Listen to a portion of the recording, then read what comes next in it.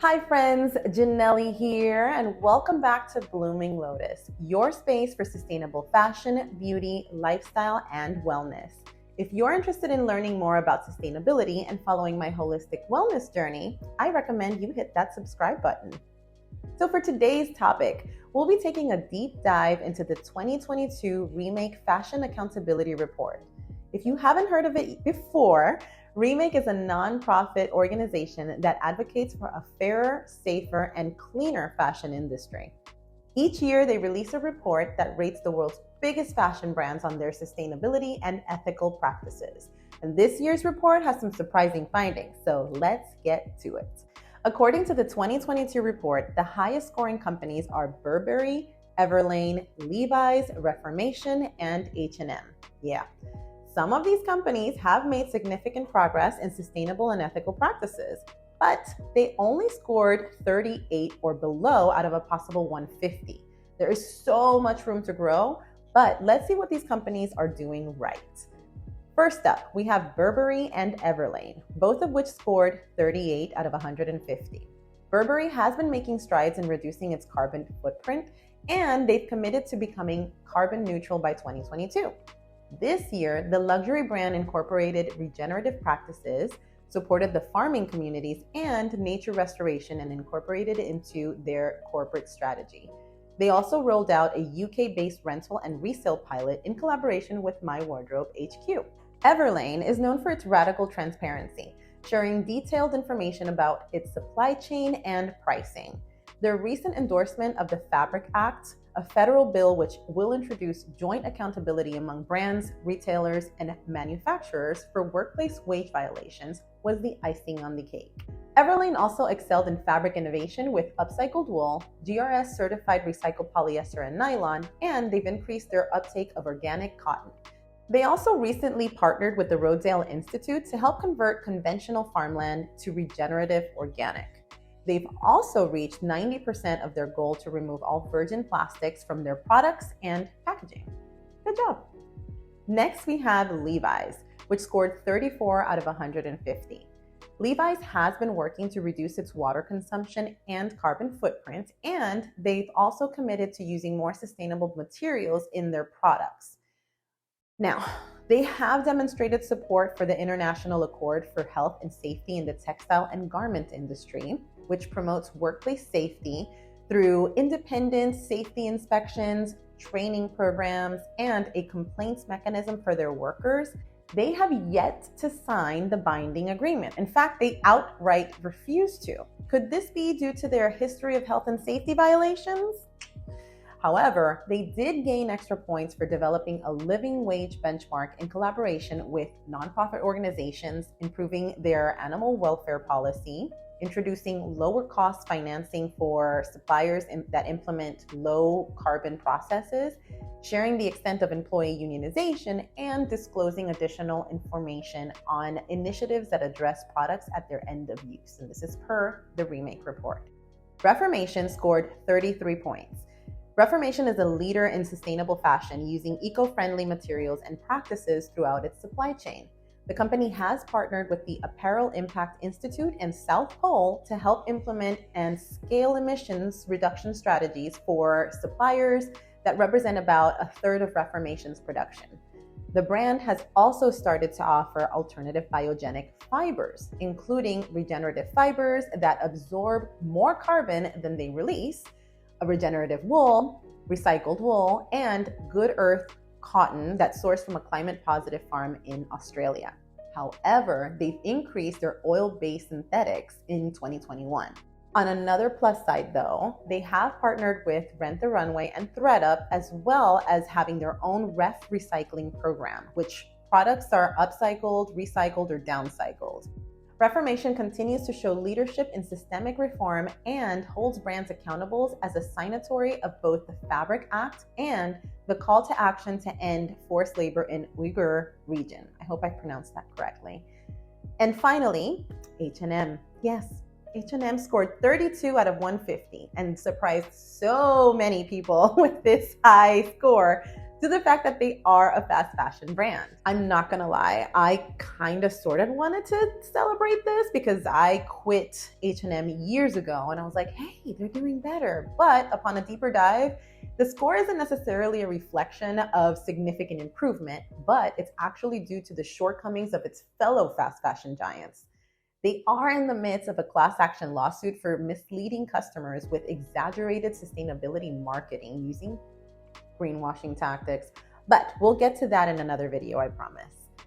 So sadly, a lot of companies are just not doing their part. According to the report, the lowest scores were URBN, TJX, Sears, JCPenney, Forever 21, and Abercrombie & Fitch. These companies scored a shockingly low 2 points out of 150. But it's not just fast fashion brands that are struggling to make progress.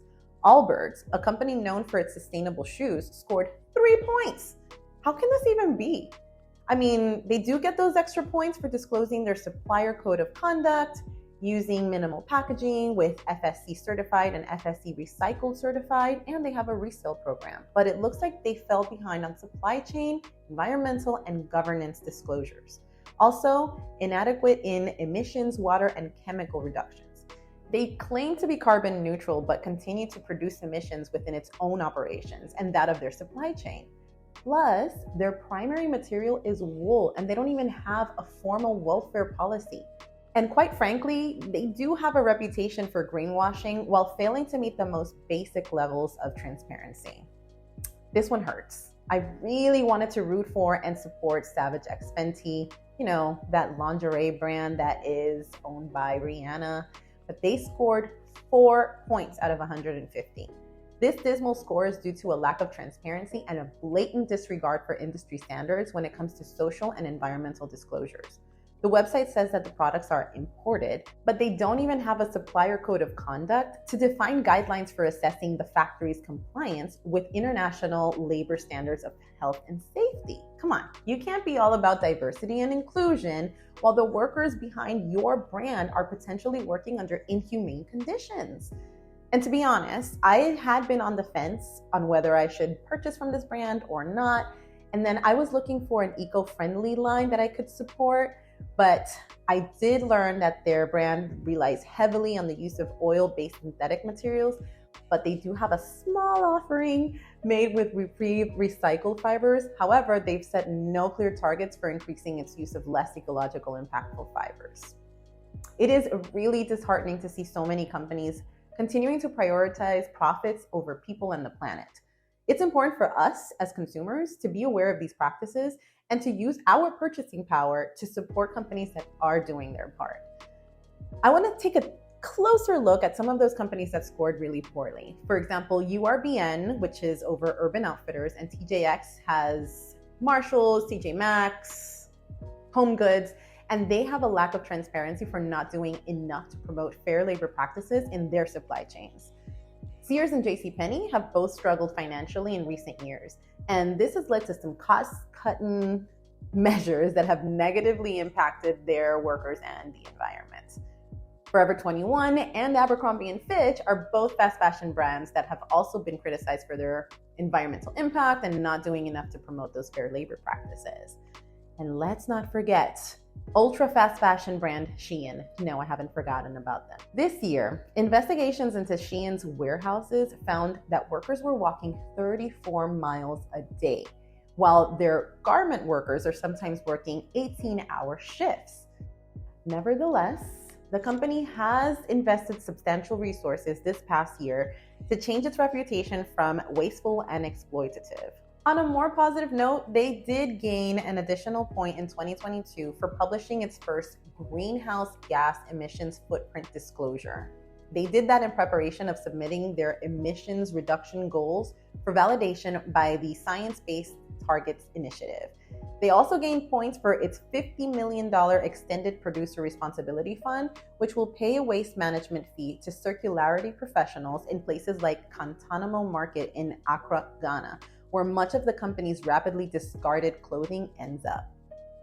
Is there hope for this fast fashion brand? Maybe, if they fully commit to supply chain traceability, treat their employees better, and slow down on the 52-season model of fast fashion. So, what can we do to hold these companies accountable? Firstly, we can use our voice to demand change. Write to these companies, share this report on social media, and let them know that you care about sustainable and ethical practices. Secondly, we can support companies that are doing their part. By shopping with companies that prioritize sustainability and ethics, we can send a clear message to the fashion industry that this is what we value as customers. Now, before I go, I want to remind you that progress is more important than perfection. While it's great to support companies that are doing their part, we also need to recognize that no company is perfect. Even the highest rated companies have room for improvement. And it's important for us to continue pushing for change. So let's celebrate the progress that has been made and use that momentum to keep pushing for more sustainable and ethical fashion in this industry. If you're looking to be even more sustainable at home or in your life, you can always practice abstaining from shopping or reducing shopping drastically by shopping your own closet. This month, I'm committing to that practice, and for every piece that I purchase, I'll be selling, donating, or sending to textile recycling, even if it is a secondhand purchase. I know that together we can make a difference. So what would you like to do for Earth Month? Let me know in the comments, and thank you all so much for watching this video. I hope you've enjoyed it. Don't forget to like and subscribe to The Blooming Lotus. I will see you all next time. Bye!